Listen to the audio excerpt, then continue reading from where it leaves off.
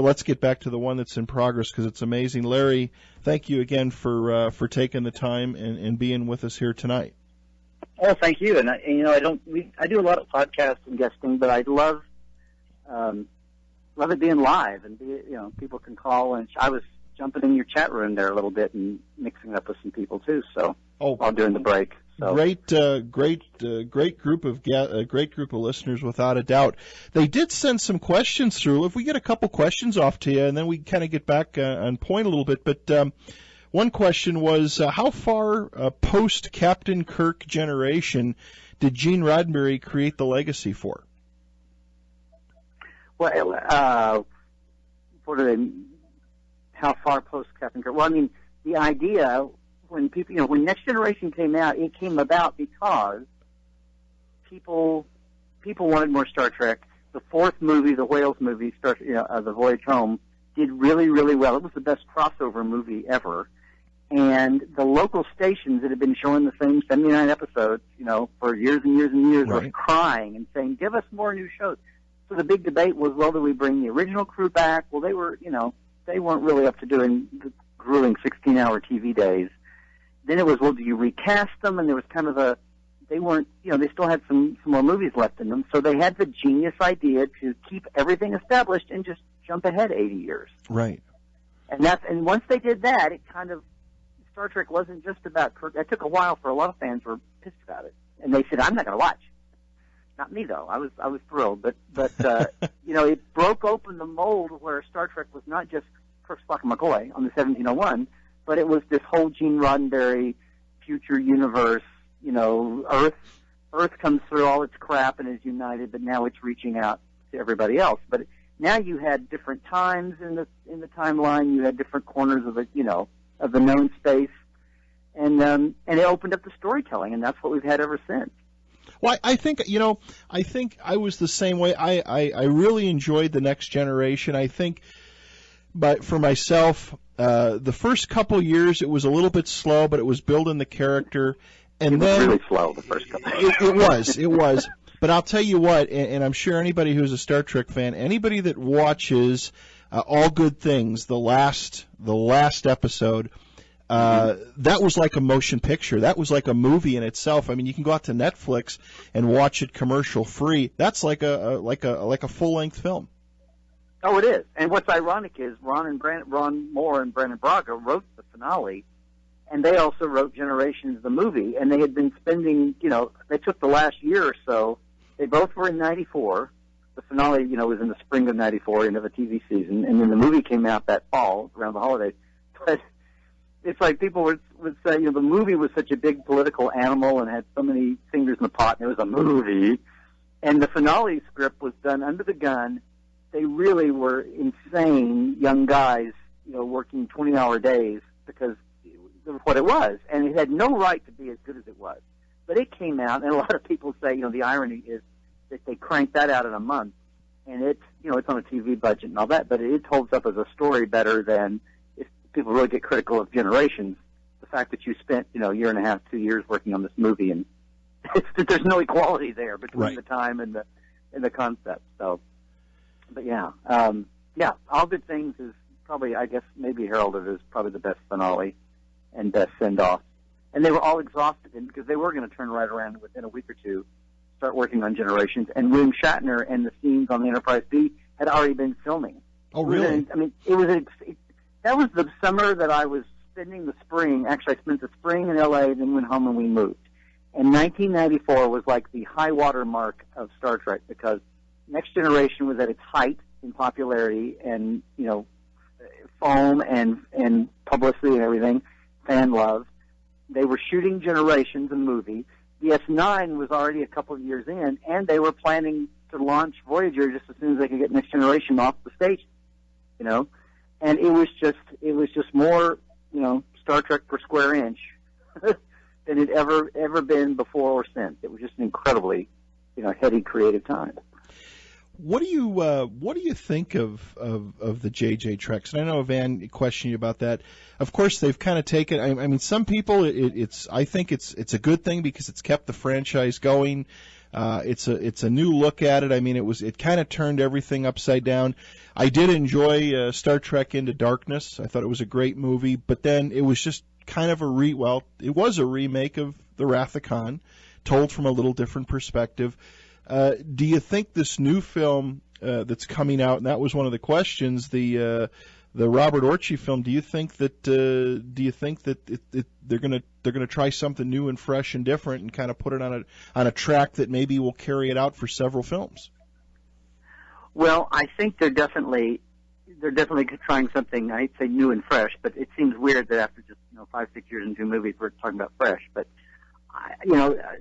I've been meaning to blog about this, and I'm overdue to do that. But I'm excited. I know there are a lot of people that are down on the movies, and they say, "Oh, if you want to have a new direction, why do you have a guy like Bob Orci come in and he's been within the team? If you want to have fresh blood, why did you do?" Well, you have to have some continuity. But I'm excited for Bob because he's been part of a team with JJ on top, and not that JJ is going to relinquish his involvement with it. I mean, he's up to his eyeballs with the Star Wars movies now, but Bad Robot is still the nameplate on the movie, right? Paramount, and he's going to be involved. But I'm excited to see, because I think Bob is the unabashedly biggest Trekkie of the group, and everybody was in different spectrums. And I think Alex Kurtzman was more of a Next Gen fan than Bob was, but he was big Next Gen and original too, and could go toe to toe spouting quotes and lines and episode titles with anybody. We've talked a couple times, and we're due to do that again here as soon as we can get around to it. But I'm excited to see, and the fact he's going to be directing, I think maybe, especially in the second movie, there was a little bit of a, what was on the script may have, a script always changes from the time it's written to what you actually see on the screen. And most of the Star Trek movies, truth be told, probably the final production was probably something that lifted the script. I think maybe one of the problems with Nemesis was that it was the first time I think a Star Trek movie ever let a script down. Right. And if you can configure it that way. But I'm excited to see what he does when he's in charge. Having said that about JJ obviously be the producer of Bad Robot, but if he's going to be the director and the head writer, I'm excited to see what they can do, because I think that they feel, especially in hindsight, they can see the shortcomings, especially I think in Star Trek Into Darkness. Because in Darkness, I mean, the numbers are there. It did better on the global box office, which is what they really are shooting for, but it did less on the domestic. So I know they're tweaking things, and so yeah, I'm excited. All right, everybody, welcome back to Fringe Radio. Our guest tonight is the Jedi Master of Star Trek, Larry Nemecek. Larry, again, thanks for sticking around and being here tonight. Watch it, Pat. Don't cross the streams. Okay. Well, if JJ did, I figure you'd want to go there too. No, well, we were talking a little bit before the break about Orci taking over, and so do you think we're going to see a little different direction with the new film? Well, I don't know. I know he's said, and I suspected this anyway, but he's said already that he wants it to. I mean, a lot of people said, okay, the first one is a set up this universe, get this crew together, and this tell the parameters of this story. And then they were expecting the second one to jump off and be an adventure. And then it wound up being kind of still hanging around Earth, and they all kind of just now got to where they're going out. So I think, after 2 movies, it really needs to jump out and be a standard mission, told within the parameters of this alternate universe, where everything is really like 10 years ahead of what people forget that. They're 10 years younger than they were when we saw them in the original series. Right. So it's the same people, in an alternate universe, alternate quantum parallel universe, but they're really much, they're all just barely out of the academy, and now that's been 4, 5, 6 years ago, so a little older than when we first met them. But they're still in the young end. They're barely up to almost the ages that they were in the original series, if you're talking, apples to apples. So right. They can still be young and hot-headed and in their prime and all that. But he said, and I suspected this anyway, they want to get on to having a real old-fashioned Star Trek mission told with these guys, in this universe at this time of their life, and we'll see what they do. And I'd be happy to see where they go with it. And I think there's a lot of potential they haven't. It's not my choice. I would have rather gone to another corner. But back in 2006, the prescription was, gee, Star Trek is tired. Let's go back to the roots. And that's where the thinking was then. So. Right. And whatever happens, they'll do 3, maybe 4 movies. But these actors, I don't think, maybe I'm wrong, but unless things keep changing in, media land, I don't think they want to spend, every 3 or 4 years come back and do a Star Trek movie. Some of them may want to, but some, their lives may change and they don't want to. So, maybe they'll keep doing them after that, but my thought is probably not. And the winds change. The political and the financial, economic winds change. Sure. Maybe by then CBS will say, hey, okay, we want to do a series by now, or, on whatever platform. Has there ever been talk about going back to television with something? Well, there's always been lots of talk. Now, whether it came from CBS as the parent holder or not, I don't know. But people have pitched from all different levels of clout, have pitched stories and formats. Fans have for sure wanted that, especially the last, like I said, 3 or 4 years when people got it that a movie series, even if you love it, is still not going to give you your Star Trek fix the way you got used to having it for 20 years, So there's always talk, and it may just be people waiting for the. One of the things is the 50th anniversary is coming up, and a lot of people, including many people inside CBS, think if they don't have one going, if they at least don't announce something, some kind of even if it's limited, a 10-episode season, like now with the premium channels or the BBC HBO kind of model, even if it's not something limited like that, even just that they're totally missing the boat if they let the 50th anniversary get by. And they've already talked about having the next movie come out then. But if they don't have something really, groundbreakingly new, or, everything's so old that it's new again kind of a feeling, and announce a new series, they're missing the boat. They've really let that get by and missed an opportunity. How does, and this is interesting, again, we're so new to the shortwave station here that we're on, but being heard in the UK now tonight or this morning, how does the European audience view Star Trek? Is it as strong there as it is here? Is it stronger? Is it building strength? What you go there? How does the other side of the world view it? Well, way back at the beginning, when they were first selling the show in rerun, the strongest the places where they treated it as an adult show and not as a kiddie show are the markets where it took off. The UK, Germany, and Australia have always been Star Trek's biggest markets. And the Germans, since they learn English from the 3rd and 4th grade, have never had a problem. And there are conventions there, and the Americans go over all the time, and there's not a language problem.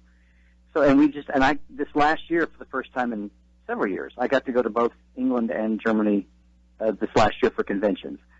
And no, that's the hotbed of. It is. There's still numbers, the absolute numbers are smaller just because the populations are smaller than the state, but it's huge there, and their thinking is along the same lines, and there have been new fans come in the same way they've been here. The movies, they don't have, there are things like Netflix and the streaming services are different, it's different rights, different countries, but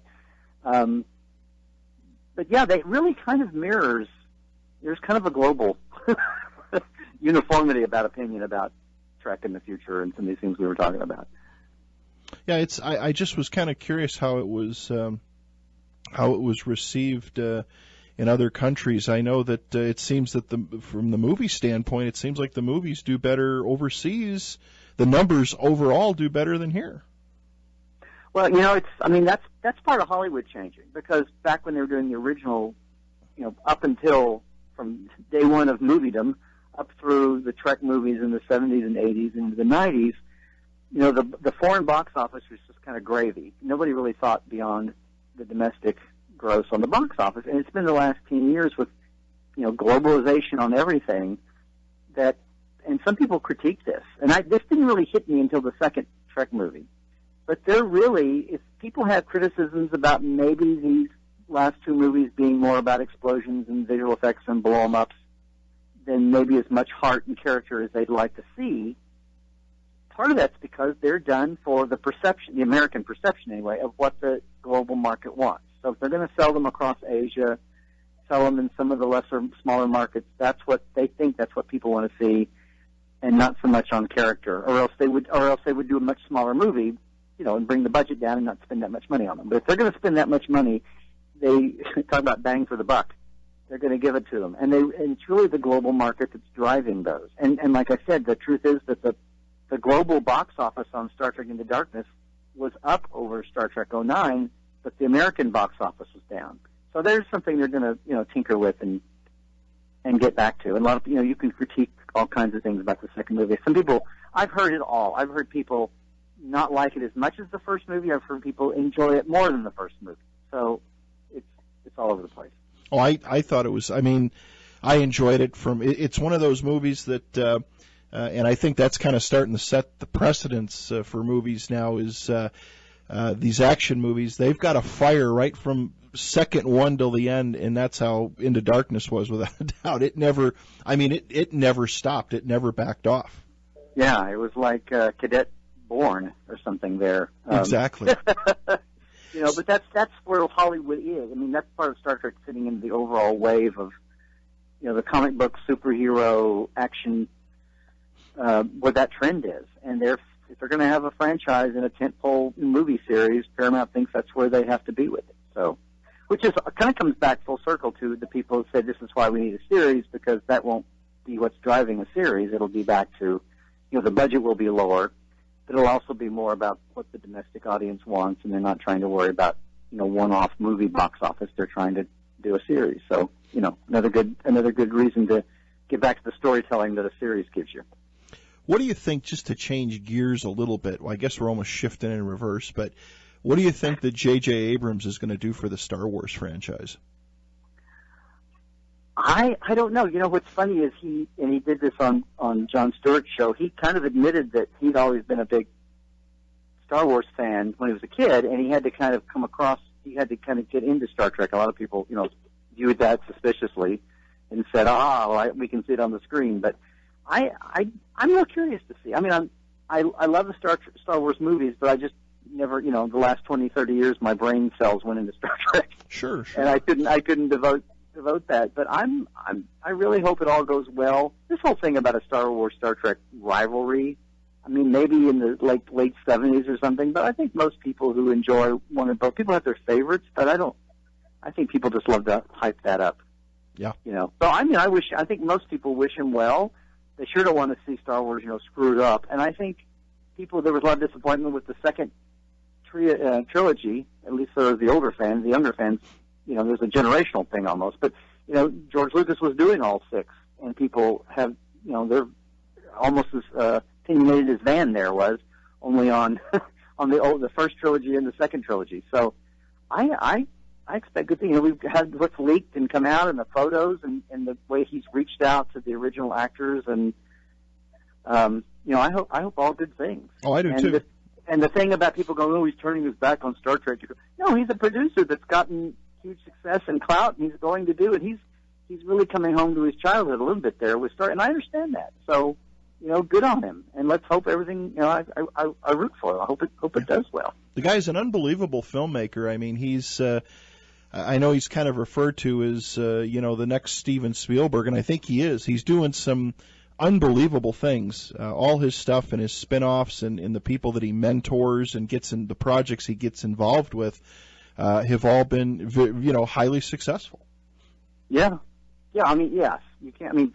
People can always be critiqued, and no one's on a pedestal. And I certainly have my, criticisms of some of the choices in the Trek movies. But you can't argue with he is where he is, and he worked long and hard to get there, and came up through TV, and still keeps his hand in creating TV. There's not a TV snobbery going on here. Bad Robot has a lot of titles, has had, and yeah, you can't argue with success. So no, I wish them all the best, and they've wrapped on filming now. It's zooming along now. I couldn't believe it the other day when I saw they had wrapped. So it's moving along. Going to be a long year in the CGI studio, getting it all perfect. Mm-hmm. We got more questions for you that were sent in, Larry, but let's switch gears a little bit. What are some of the projects? What are you working on right now? What can? Oh yeah. I wanted to make sure. Yep. Let's cover what you're doing. Yeah. Well, my since we got to that era of go out and do everything on your own, kid. Have your own site, have your own blog, have your own brand.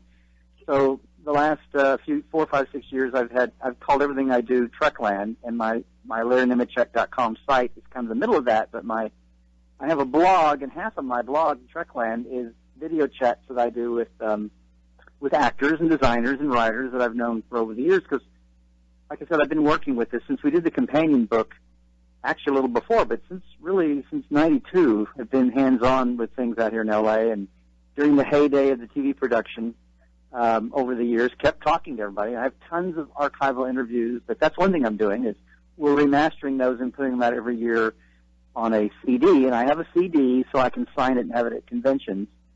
But that's on my site. They're called Trekland on Speaker, and the first 3 have come out. The last 2 are still in print, as it were. One is about the finale of Next Generation. We were just talking about All Good Things, and it's interviews with Michael Piller and Rick Colby and Brandon and Ron, but they're all from 1994. So they're all interviews from back in the day in like 15, 20-minute chunks. And then volume 3 is the finale of DS9, What You Leave Behind, and it's Ira Bear and Ron Moore, and then visual effects producers Gary Hutzel and Dan Curry. But again, I've got hours and hours of these tapes, and I'm getting them digitized, and I thought, why don't I break them up in chunks and put them out there and have something fresh, for people that haven't heard this. And a lot of them haven't never been transcribed or haven't even used them in other projects. So that's been fun. I have notes and everything with them. So those are on my site and under the Trekland banner, but my blog and that. And then for the first time in a long time since the Companions, we hadn't had a lot of cool nonfiction publishing. You were talking about getting the blueprints when you were a kid, right, and how cool that was. Still got them. And they're built to last. And a year ago, we had a chance to do a map and book set that wound up being called Star Trek Stellar Cartography from Amazon. It came out for Christmas last year, but it's still very much there, and a lot of people love it. These 10 big maps and the guidebook that goes with it. 3 artists worked on the maps under kind of me doing editorial control, and that was a lot of fun. So that's happening. I've been on a lot of podcast guesting. A lot of people can hear me there, when in between my appearances on Fringe Radio, you can hear me.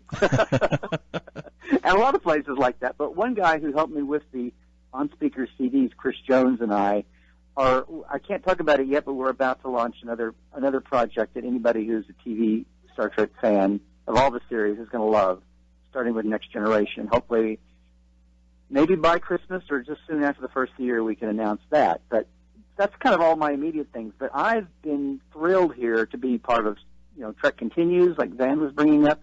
I'm not playing McCoy anymore, but I'm a creative consultant with the show, and it's just been really heartening for the people that loved the original series.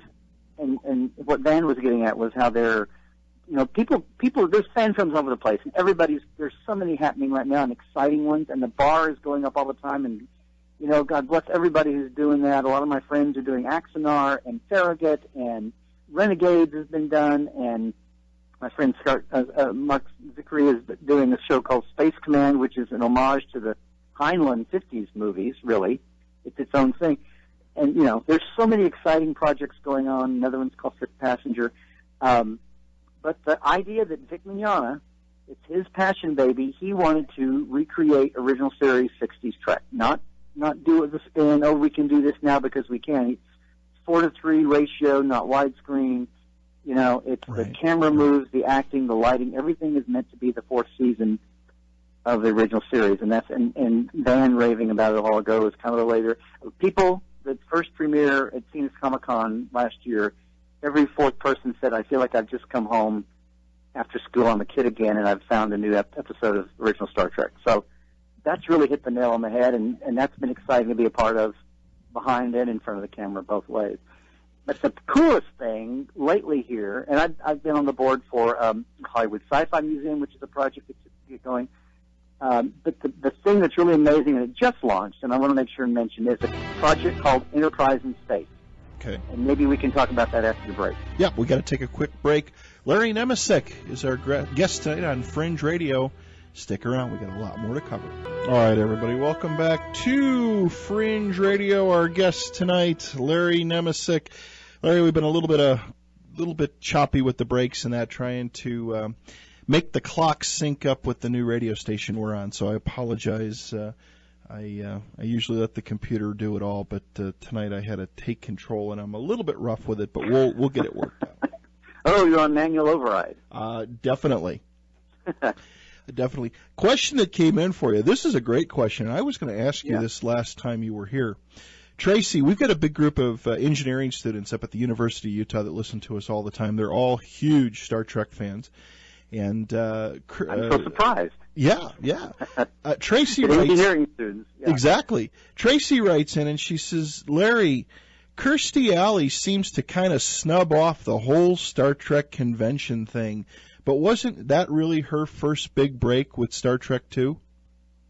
Yeah, absolutely. Her first, it was her first role in Hollywood of any kind was Star Trek to the Wrath of Khan. Yeah, and she was a big Star Trek kid. A lot of the people I've met back from the Midwest remember her from Kansas fandom and going to run around conventions. She's from Wichita. So did her dad owned a big lumber yard.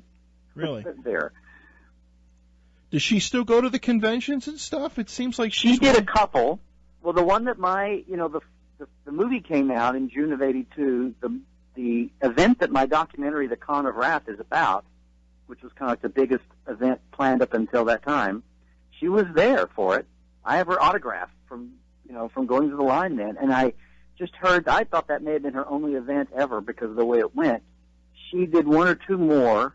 At least one in San Francisco, but within a year or so, her agent got her into a place where they were asking for more money than Paramount wanted to pay, and that's why she didn't come back and play Saavik again, where they had Robin Curtis in Star Trek III. Right. And somewhere in the mix of all that, plus you've got here's a young actress who's wanting to move on and not be stereotyped and all those kinds of things, and. Yeah, she never really did. I don't think she actually bashes Star Trek. I think she just doesn't talk about it much. Now that's conventional wisdom, and the years keep going by, and now with Twitter and social media and everybody does everything. I don't know that she's ever had a chance or been. She doesn't talk about it overtly.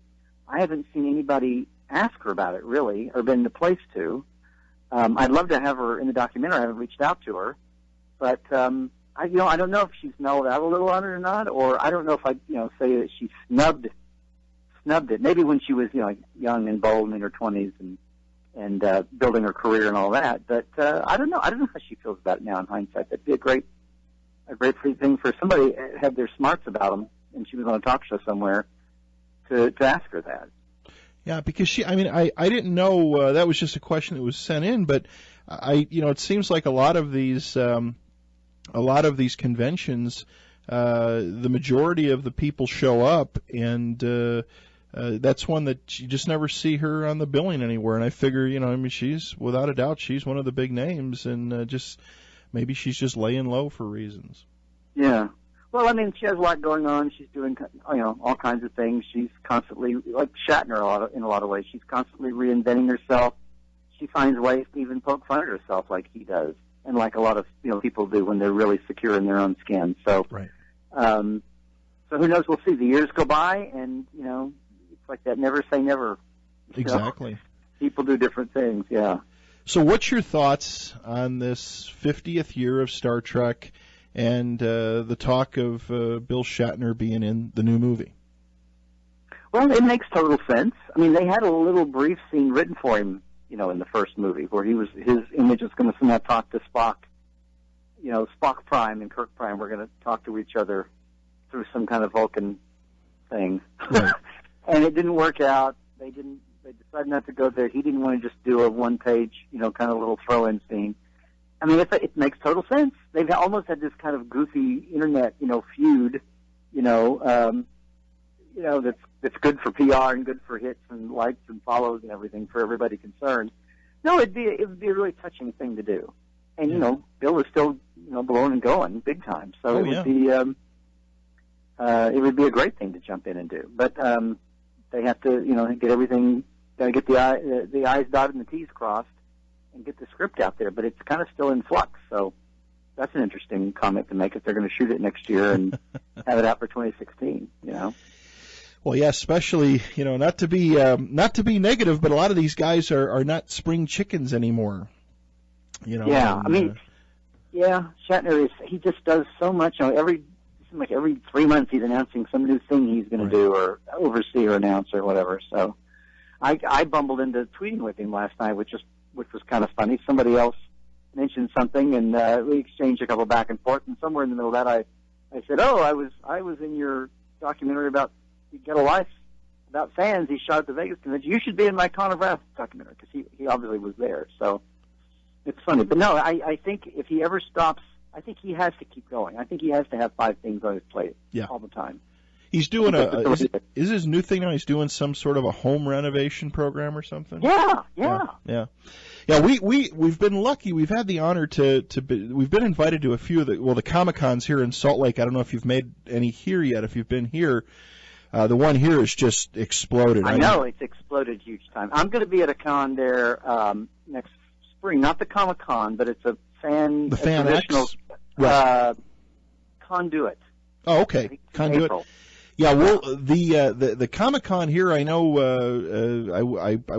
I can't say I was involved, but I was privy to hear it. When they first talked about it a couple of years ago, they were going to hold it at an expo center down south.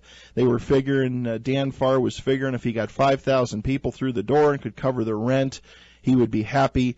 And, I think the first one was 70,000, then Fan X went over 100,000, then the one we just had was well over 100,000, and now they're doing another Fan X event. But I was invited to come to it, and it's just craziness. But just being behind the scenes a little bit and getting an opportunity to not necessarily meet these people, but watch some of these people. Shatner, you kind of figure, well, why is he kind of crabby and looks tired? Well, it was like they flew him in. He was then going to something Ohio, going somewhere else, and then coming back again. Yeah. These guys are and just... The man is 84 years old. Right. It's amazing. Leonard is pretty much retired from actively going, but he's done a thing. I was the first one in Orlando, was able to see it. He does them by Skype now. Yeah. And he loves it. And people are, this woman said, she's standing at the little laptop sitting there looking at him where the whole room can see this picture, but you're looking right at him. He can look right back at you. Right. And knows exactly what you look like, what you're wearing, what you're carrying. And a woman says, I'm just as nervous as if you were standing here on stage right in front of me. And, it was funny, but he gets a big kick out of it. And he's still able to connect, one-to-one with people and talk to fans and comment about what's going on in the world and Trekland. So, yeah, it's an amazing world we live in. It is. Well, the one thing that I think you mentioned about the Sci-Fi Museum of History, I know the thing that went over real big at the Fan X event here in April last year was they have this, I think it's called the Star Trek D bridge restoration, where they bring the whole bridge in.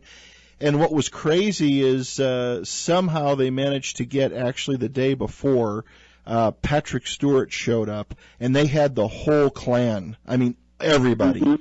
And that's been the 25th anniversary started like in 2012, and the last year or two they put these reunion tours together where all, if not most, of the cast are together at the bigger conventions and have a special get together show kind of a thing. But yeah, it was insane. It was insanity in this. I didn't realize how big this set was, but it was just absolute insanity. And everybody was there. All the actors were there. I mean, people were paying a fortune at the last second to get the premium tickets to get in. And it just goes to show you, and I know some people say, oh, it's nothing but a moneymaker, but the dedication and devotion was just, it was crazy. Yeah, and people are thinking, the years are going by, and it's either something that they grew up with, or it means a lot, or a lot of people say, my dad or my mom sat me down and I grew up watching this, we all watched it together. But it's a piece of history going by, and people are conscious of time going by and saying, the chance to have everybody together, have a photo op, or even to see them all together, is a piece of just one of those moments that you want to grab while you have a chance to. And people just jump when you get the chance, or else they're who knows how soon or how often or if you'll get that chance again. So. Yeah. Oh, like I said, I had a lot of respect. I know that a lot of people have made comments about Bill Shatner and how he can be a little grouchy and stuff. But what I saw they put that guy through at Comic-Con, and matter of fact, we were Carol and I were standing there right where he was signing photos. The only reason we had press passes from the station. And he finally said, look, I got to get a Coke and a hot dog. I can't sit here anymore, you know. And then a bunch of people shuffled him away into this little room, and the door was open. He was just sitting there holding his head, and you could just tell this poor guy had enough. Yeah. And what they, and really, and that's, sometimes I know the public can view people a little bit differently, and if they say something wrong, it goes viral. But they're human, just like everybody else. And it was, like I said, it was amazing what some of these people go through. Yeah, it is, and you know, that's the thing to remember. Sometimes people catch, especially actors, you know, just at a bad moment, and they what's sad is they may come away with that, you know, that may color their perception, and it may be the point in their life where they're having a down moment, or they're having a down year, sure, you know, or whatever. I mean, it could be lots of things, but they're not cast that way in stone. I mean, heaven forbid, I've been that way. I've had my off days, sure, and it's one of my good friends that worked on the show. We'd be doing conventions, and she'd say, "Okay, Star Trek smiles," you know, but it's hard to keep that Star Trek smile on all the time, as it is in any you know, anything. You're still on stage, even though it's you not doing a role. When you're on, right, and you're performing, and you're also conscious of you're representing yourself, and you're representing the whole franchise. I mean, you know, even when I do a convention, that's a conscious, that's a conscious thing that you're in. And plus, people are paying money to be there, and they want to have a good time. Right. You know, whatever it is. And a convention doesn't mean you're walking in, sitting in the seat and watching a show for 2 hours. It means it's the whole ball of wax. It's walking around the corridors and bumping into tables and standing in lines and, you know, finally seeing somebody after standing in line for an hour. You know, much less just watching on stage. That's just part of it. So it's the whole package, and everybody's entitled to, you know, to get what they're paid for. And when I go to conventions, that's what I try to do. I mean, I've started doing a side thing at night that's live. That's really it's like a crowdfunder party show. I call it the Dr. Trek show. Mm-hmm. It helps fund the Con of Wrath. But I do a 2-hour thing at night live with clips and rare footage, and we do trivia, and it's just really kind of interaction. It's part of me building what I'm going to be doing, because we live in a time when, you know, it's not just out of the box things, and there's a lot of exciting and challenging things that we can all do. Fans are doing it on their own for their own entertainment, and a lot of us that have a knowledge base or have our memories, we're trying to figure out what's a good way that gets some of that across. You know, like I said, my CDs is one easy way. It's getting these tapes that are sat in boxes for 20 years and getting them out and getting them accessible to people. So, you know, and then getting me a little bit something back for them. So it's just, you know, the whole nature of fandom and celebrity and media and all that has evolved. And if you think about it, aside from, like, you know, movie stars and rock bands, Star Trek, modern fandom, Star Trek wrote the book on that. You know, not like it was a plan, but every so much has come about the way, you know, Star Trek kind of pioneered the way, because nothing before that, you know, okay, Davy Crockett in the 50s, the kids bought lunch boxes and coonskin caps and air rifles, but then that went away after 3 or 4 years. I mean, nothing really has been like Star Trek and writing the book for everything that's, you know, before the digital revolution and the 1,000-channel universe and, you know, 3D printing and holograms and all that. Before all of that and 24/7 mobile media, Star Trek was, you know, had the pull to pull that away. Somebody one time said the internet became the internet because of porn and Star Trek. You know, there's a lot of truth to that. Oh, well, the Star Trek part. Yeah. Well, I mean, no, I would give it half and half credence there, just about, if you were really honest about it. Yeah. But hey, Pat, can I say one real quick thing? I need to mention Enterprise in Space before we run out of go ahead. We got a couple can. Minutes left. Go ahead. Yeah. You know, no, I just want to. I won't go on. I've talked about it a lot since we launched in different places, but I just want to say this. A friend of mine now, Sean Case, lives in Oregon, has put together this amazing team for a real space orbiter mission, not manned. But the guy looked up one day and said, isn't it time there was a real Enterprise in space? Because obviously the space shuttle was a test drop ship. But from the simple idea of honoring Gene Roddenberry and Star Trek and Heinlein and Asimov and all the forward-thinking science fiction, he put people together to where now there's a plan to launch this orbiter craft, name it Enterprise, which is very cool. It's sponsored by the National Space Society, so it's the NSS Enterprise. but custom designed by a contest, crowdfunded by millions of people around the world who can be virtual crew members. They get their name on a chip that flies, so you can be aboard the first real Enterprise that's in space.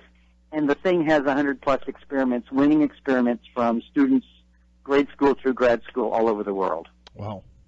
As kind of a thank you and a good back. So it's an exciting idea. There's all kinds of wrinkles to it. But if everybody goes to enterpriseinspace.org, the design contest is going right now. There's no Kickstarter or anything for the private crowdfunding. It's all we're saying is people around the world, if 1 million people send in $20, we're there. Right. So, well, very good. Science fiction to science fact, yeah. So I did want to mention that. That's kind of what I've been talking up, and one of the things I'll be talking up as it goes into the new year, that and everything more mainstream Trek. But that's just an out-of-the-box, amazing project that's happening, and I just wanted to make sure everybody that's listening in tonight knew about it. Well, we'll make it a point to put it on our site and help you promote it, because it looks like a great thing. I know you sent me a ton of stuff. I've got to kind of delve through all of it. But Larry, I want to thank you for being here. I mean, 2 hours just flew by. I'm hoping maybe after the first of the year we can get you back on, talk more about Enterprise and space. And we got a lot more questions. I know we didn't even touch those, but oh yeah, you got a whole stack of emails. But yeah, we'll save them for the next time around. Let's make it a little bit quicker this time.